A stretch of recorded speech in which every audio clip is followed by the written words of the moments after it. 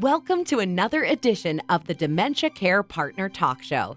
Now, here's dementia care expert Teepa Snow and your host, Greg Phelps. Hello and welcome to the Dementia Care Partners podcast. My name is Greg Phelps. Joining me as usual is our dementia care expert, Teepa Snow. And pretty sure most of us have heard the expression thin-skinned, as in you can't take a joke or something along those lines. But many of us didn't realize that it actually happens and can become one of a whole bunch of other problems that seniors deal with. What is this about? That collagen thing, that collagen layer, that creates that woven tissue layer underneath your epidermis that lifts it up and gives it plumpness. And so that you have this plump, you've got fat in there, you've got collagen in there. And what it allows is you can bump into things and the blood vessels that sit underneath that layer are protected.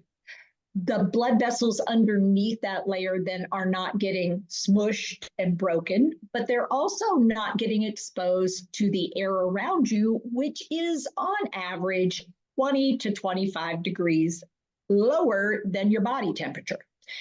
And so this collagen layer, this fat layer on your extremities, allows you to tolerate lots of variability in environment, because when you have that layer, you can sweat, you can shiver, you can have that padding that protects you from the world around you. Now, babies and toddlers are well known for their baby fat. I mean, they have lots of it because, they need lots of it to tolerate an environment they're just getting used to, and they're going to make a lot of mistakes. Here's the bad news. With aging, our skin thins out.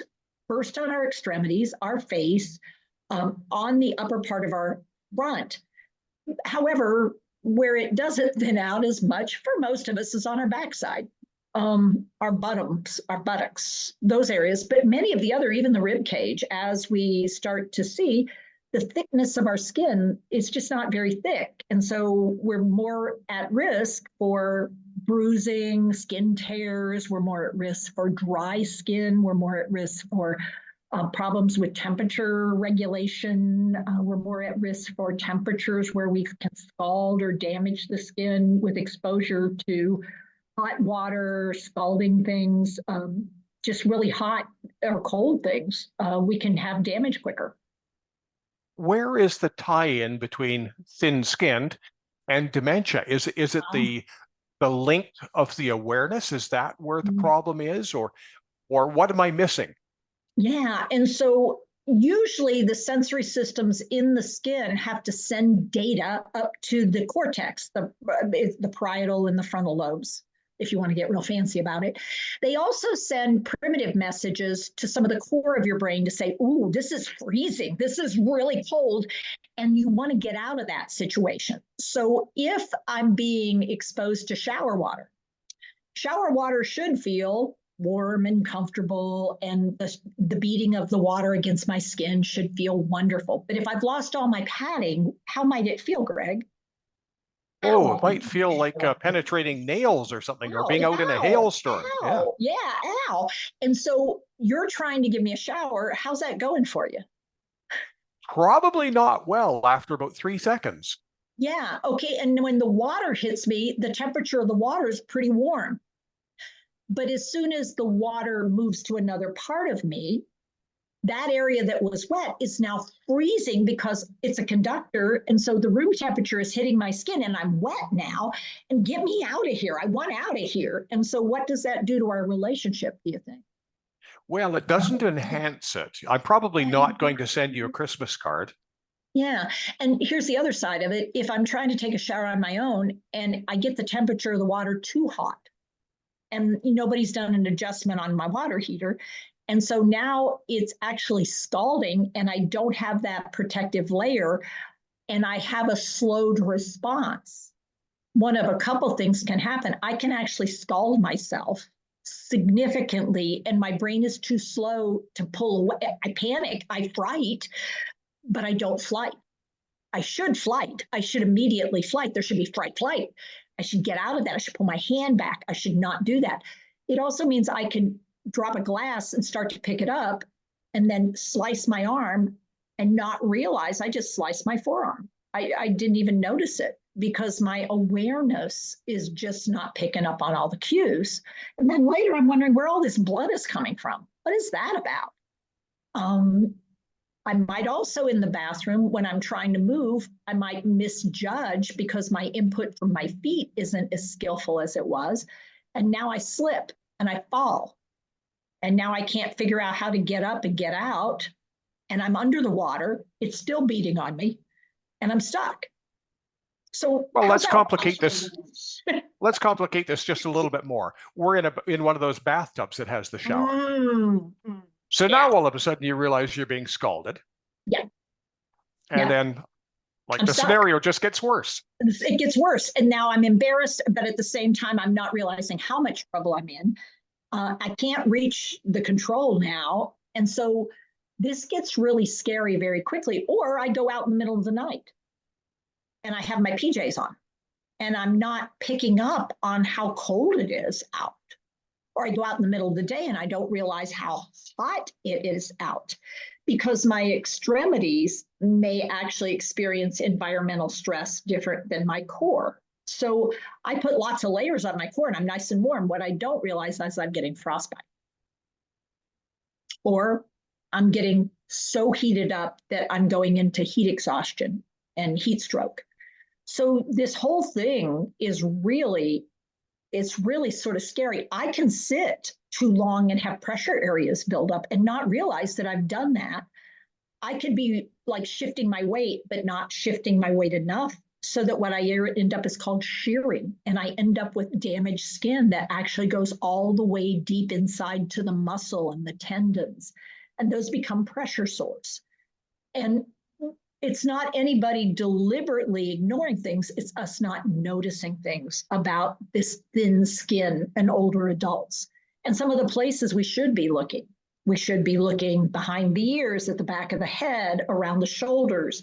We should be looking, like on the hips when people are losing their hip weight, their hip skin, where so it's very thin and fragile.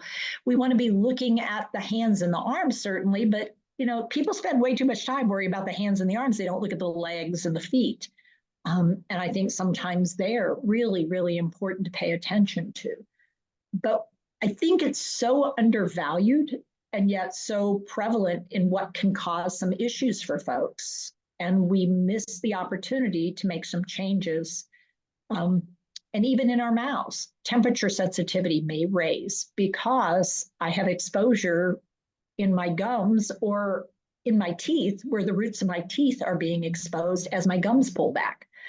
And that exposes my mouth to temperatures in ways that it wouldn't have before. But, so thin skin has lots of value. We usually talk about behavioral issues. And this one really doesn't sort of fall into that category. But if somebody I know is sort of going through this, is there somebody I can talk to in your organization? Yeah, I think the most important thing is to start to be aware that this is a phenomena and that when somebody says their hands are freezing or you notice their hands are cold and yet they got layers of sweater on and the room temperature is warm, there are things we could choose to do. So I think, really looking carefully at, okay, so we have somebody who might not be engaging in the ways I wish they were engaging in the world because of things that are happening to their body that they can't quite appreciate. Maybe I need to. So yeah, I think seeking out support and understanding. We have numbers of people in our group that are more familiar with the physiology and the idea of function because we got a lot of OTs around and we got a lot of trained people around. I think all too often what families are trying to do is figure it all out on their own without the support in place. And so are facilities and agencies without realizing, maybe this isn't just dementia. Maybe it's the combination of aging and dementia and the environmental features. Well, what if we change the water heater thing first? What if we look at, where are we moving air? Are we moving too much air over the surface? Oh, I wonder what would happen if we applied a towel over the person and wet the person through a towel. What would that do? Just being curious about what ifs that don't involve fixing the person, but instead look at what could we do in the world around the person to make a difference. Speaking of what ifs, what if I want more information, Teepa? Yeah, I would definitely suggest either coming and chatting with us, coming and doing info@teepasnow.com, asking for a consult, or checking in if you know you want to do more in depth, check in with one of our mentors because they're trained specifically to address interesting and challenging situations and see what we can figure out. Teepa, thank you very much. Thanks, Greg. You've been listening to the Dementia Care Partners podcast. For more information on today's program or other dementia-related topics, go to teepasnow.com. Hi, I'm Teepa Snow, and you just found our YouTube channel and watched one of our videos. I'm the owner and founder of Positive Approach to Care. Thanks for watching, and if you liked, if you have a comment about, or you would, please share it with people you know. Oh, and if you haven't yet done it, consider subscribing.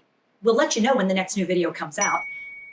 And you might want to visit our website, www.teepasnow.com, where you'll find other resources as well. See you there.